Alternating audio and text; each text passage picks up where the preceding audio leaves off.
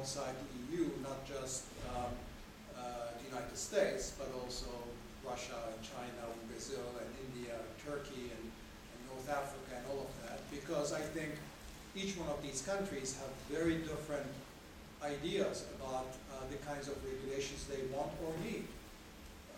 And therefore we need to construct a world, we need to allow for a world in which those differences in regulatory aspirations are enabled, rather than actually making it difficult for those aspirations to be fulfilled, in which case we run into the kind of problems I've talked about.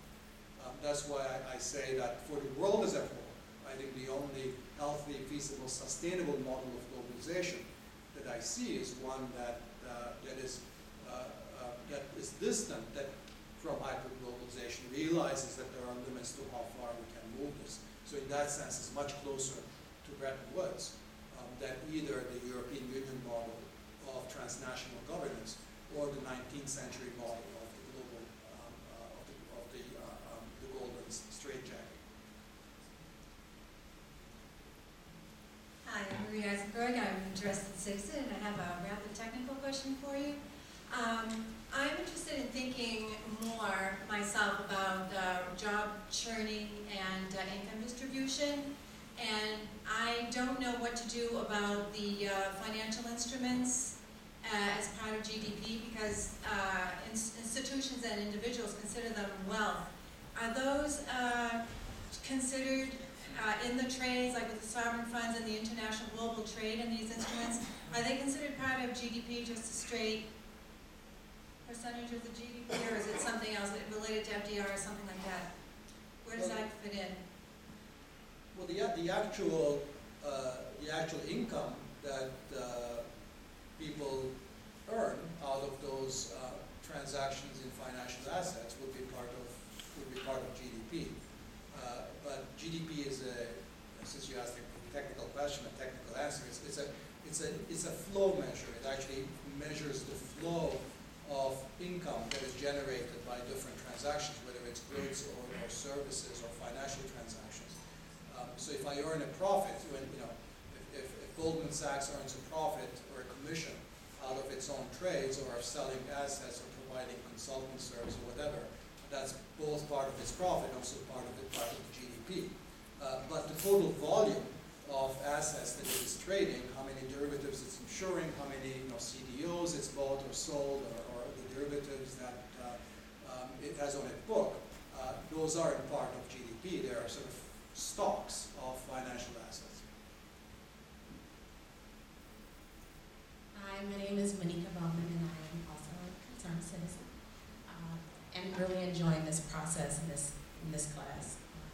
My question is, where do sovereign nations that do not operate in a democratic political system fit into this model? And earlier you spoke about democracy really being, I guess, the system of choice moving forward.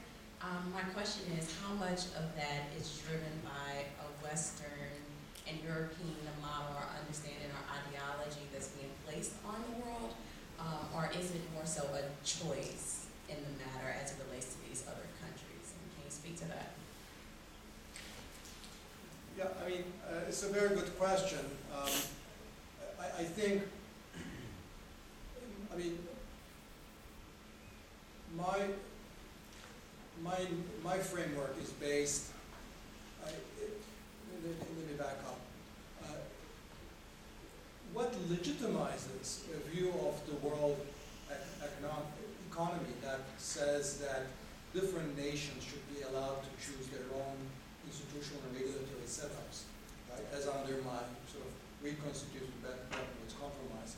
What legitimizes that view is that those regulatory choices are made in somewhat democratic fashion. And it's not just a bunch of kleptocratic dictators who are just choosing what the labor standards are, what financial regulations are. There would be nothing necessarily normatively desirable, legitimate about a system like that. And therefore, for the coherence of sort of my approach, I have to say something like, this system really privileges democracies in the system, but also allows you to discriminate against non-democracies, because with non-democracies, there's no presumption that the regulations you're dealing with are those that have been freely and democratically selected by their own free citizens. Now, I would say, however, that in that sense, in that loose sense of democracy, I don't think it's a Western notion at all. I think it's a fundamental human right. My understanding of democracy is not necessarily either a two-party system like the United States or Westminster-style democracy, so I think it can, but I think fundamental civil liberties and the right of individuals to vote for whomever they vote in a free way, and civil liberties and protection of minority rights and things like that, I think that's where I draw the line in terms of where, that divergences from this principle, national divergences from this principle aren't legitimate in the way that, selecting a different capital adequacy rules or selecting, different rules with respect to food safety are. So I think there, and that's why I would say that under sort of my framework, that essentially non-democracies would effectively have something like a second-class status within international organizations, in the World Trade Organization, for example, because there's no presumption that the kinds of regulations that they have, and therefore both impose costs on others and also have spillovers for others, are necessarily those that have been freely selected. So I'm actually normatively taking very strong stance on that. But it does rely on the notion that it is not a sort of Western kind of an imposition, that it's a universal one. Back to the Ruth Riles is my name. Back to the question about the cheese and wine. It strikes me, though, that it's actually a case in France in particular, Italy probably as well, that there's far more government control and support of those industries and restrictions on anyone competing with them that keeps those standards that high. It's the kind of thing that you can't imagine happening in the United States. No, I mean, right. You can't have any old cheese producers come in and call themselves Camembert. You can't have any old sort of sparkling wine producer come in and call themselves what they're producing champagne. Right? So there's protectionism there, and I think you're absolutely right. So these are practices that don't necessarily sit well with notions of free trade and free markets. And you're absolutely right.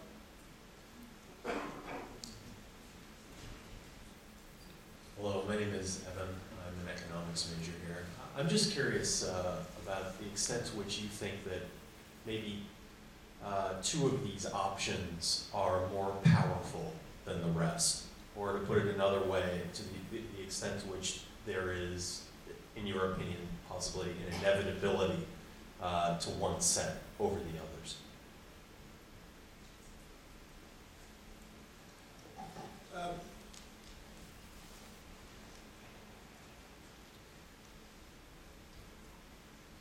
I don't think there is an inevitable.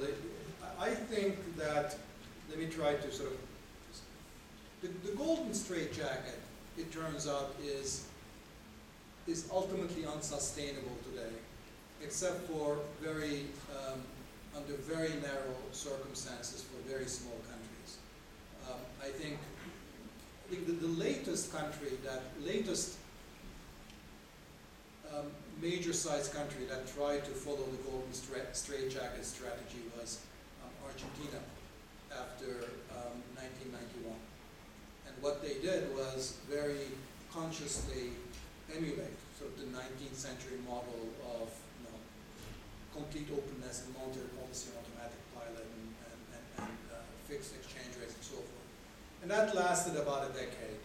And ultimately, what happened was exactly what this framework suggests, which was that to the extent that Argentina was a democracy, which it was, ultimately the kinds of economic policies required to maintain the golden straitjacket would bump up against democracy, and democracy would win.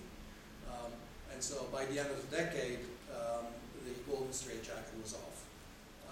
So that suggests to me that unless perhaps today Latvia is a case which is trying to do the same, but Latvia is a member of the European Union, so gets lots of assistance from the European Union, so it's not quite the same as Argentina a decade ago.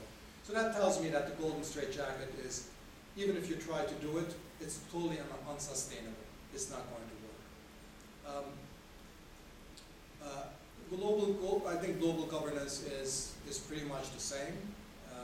I don't see how countries of the world will ever want to sort of give up enough national sovereignty where we're really even talking about that.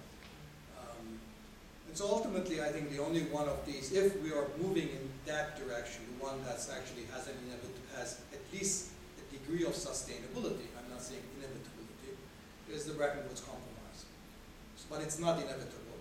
I think we might very well continue sort of, fluctuating within this sort of triangle in a very uneasy place, and have all of these problems that I've talked about: lack of legitimacy, lack of efficiency, and cross-border spillovers. All of these problems continue to haunt us without us sort of, necessarily having a good way of dealing with them.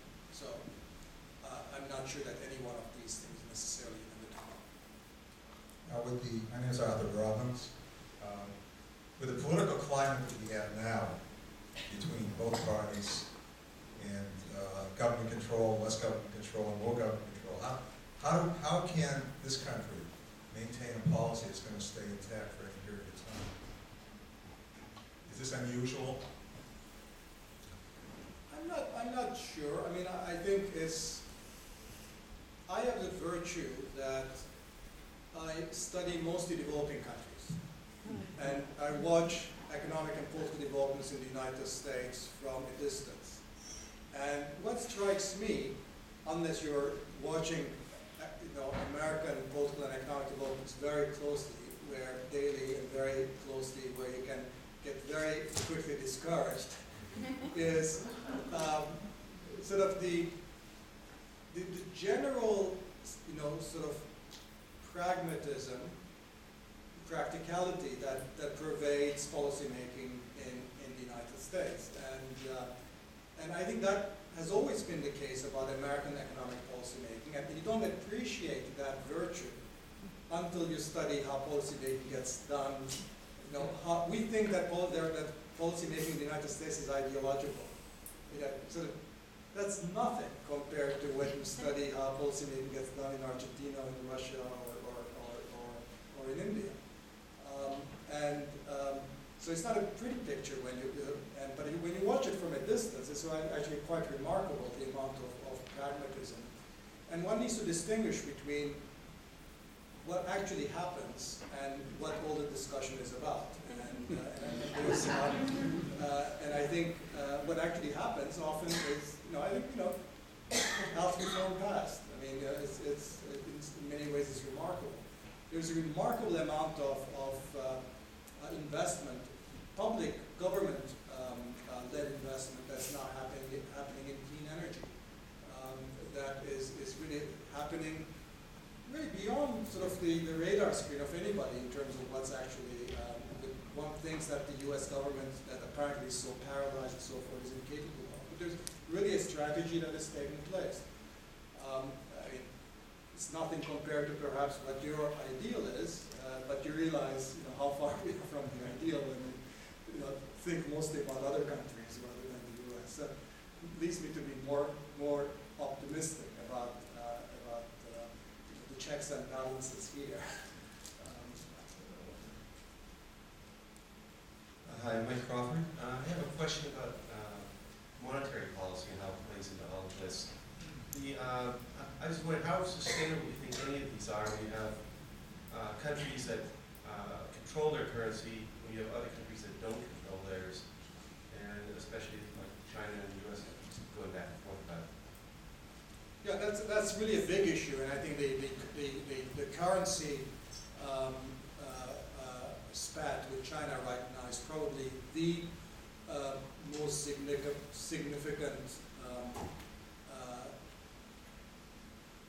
potential crisis for the global economy in the year ahead. And I think a lot will depend on how we handle it.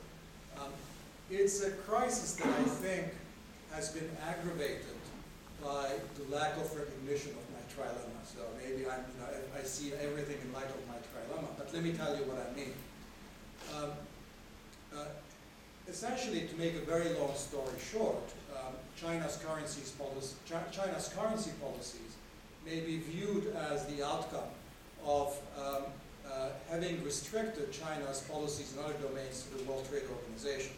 So what China used to do is subsidize its industries through a bunch of trade policies and subsidies, which it can't do anymore because it's a member of the World Trade Organization. So we've hemmed China in on that part of its policies. But there are no similar rules on currency policy, so effectively now it's subsidizing its industries with its currency policies. It would have been far better, I think, to leave China free to do it the old way, when in fact the spillovers to the United States would have been much less, because what comes with currency manipulation is a very large current account surplus, and so therefore the United States have to suffer the consequence of the large current account deficit. Whereas the way they was doing it before, prior to the World Trade Organization, didn't cause this large current account imbalance. And that was much more sustainable, that was much more supportable. It hurt the United States much less. So we're in a very funny and circuitous way, we're now sort of, living the consequences of having tried to sort of hem in policies of different countries in a sort of partial way, because it could have been done only in a partial way, but that has created a very unfortunate consequence. And now, how do we get out of it? I think the way we get out of it is not by now telling China, okay, we've told you what you can do in your trade and industrial policies, now we can also tell you what to do with your currency policies, because China will never accept that. So I think the right answer is not to go into a more of a hyper-globalization model, but in fact to leave room for China, to leave greater room for China to do what it wants to do, which is to create a lot of high-paying jobs for a lot of rural workers and create employment for very poor people in its industries, but do so in ways that won't have these very adverse effects on the rest of the world. And the way you do it is not by handing them in to a much greater extent on their policies, but actually by removing some of those restraints. Let me take another question if I can. Sure. We've now, if I understand it, put an X through golden straitjacket. We've put an X through global governance. And we're going to focus on Bretton Woods compromise. So I'd like to go to the later chapters in this new book of yours and ask the question, what would be the 3, 4, or 5 major elements of a new Bretton Woods compromise? So what would those elements be that you would advise world governments to think about, individual country governments to think about? And then, if you might, as a good political economist, handicap them in terms of which ones you think are more likely to be acceptable so that they might see the light of day. Yeah, I mean, very, very briefly, I think I'll just mention 2 things. One with respect to international trade, one with respect to international finance. Just for the interest of time. In international trade, what I would do is essentially allow countries under well-specified international procedural safeguards to allow them to impose restrictions on trade when there is a sufficiently open, transparent, democratic process domestically through which this demand for protection is realized. So in other words, I would enable countries to bring constituencies to bring complaints that say, this kind of trade is illegitimate because it's child labor, because it's ununionized labor, because it's trade that harms the environment. Here's what I think it conflicts with our societal values and our own norms. have enough transparency that other people can actually come in and debate that and say, okay, maybe we agree with these, so this norm is not sufficiently widely held or it's not. Have that discussion go. Have the other people come in and bring, but the cost would be so high, what would happen to all these people who can't buy those imports anymore? And that as long as there are these internationally accepted procedural safeguards guarantee a fairly open democratic domestic process through which these views are being filtered, I would enable them through an extended safeguard clause within the World Trade Organization that can trigger trade restrictions in cases where, in fact, incoming trade threatens to undermine widely held domestic norms as embodied in domestic regulations and things. So the technical way in which you would do that is by actually work within the World Trade Organization. There's something called an escape clause or a safeguard clause. You would write it to apply to a broader kind of circumstances beyond simply an import surge that hurts profits and things like that. In the case of international finance, I would say that essentially the principle that applies in the toy safety applies also to international finance, which is that every country says, these are my standards. If you want to play with my game, you have to play by my rules. And that's entirely legitimate. With that recognition, however, comes the idea that each country is therefore free to interfere in cross-border flows. So you have to have capital controls, because otherwise, if your standards are, your capital adequacy standards are higher than those in Europe, then all the firms will go and operate in Europe and then sell these financial assets to you from there. So then you have to have these cross-border controls to ensure that the regulatory arbitrage doesn't take place. So the system would enable that, would say that you're free to interfere in cross-border financial flows if the effect is to demonstrably uphold or to maintain the coherence of domestic regulatory standards. Okay? It's the same principle as under trade, and so I think that's the key principle to enshrine. I think with regard to handicapping this, I think one way or another we're likely to fall in international finance into that description, because nobody realizes it, but that's exactly the implications, for example, of the United States applying the Volcker rules.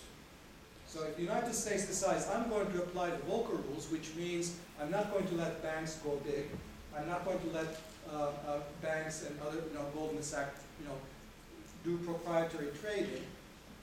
Okay. Now, what happens when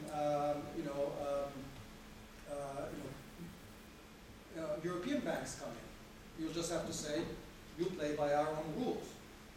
Now, the administration has been so far very, because capital controls are, or these interference in cross-border financial flow is such a dirty word, so when people talk about, well, what about regulatory arbitrage if you have different rules?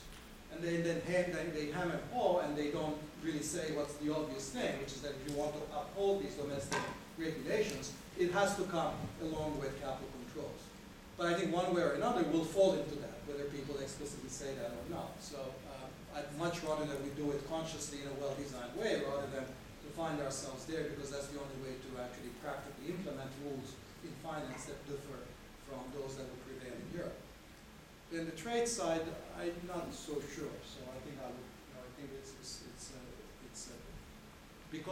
because there's not the same sense of the regime being broken as in finance. I think it's probably take us longer to get there. Not if my book sells enough. You sold a few here today.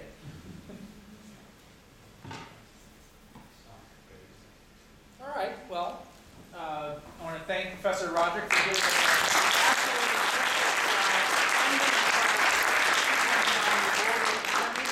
and hope to see you all next week when we start doing global culture.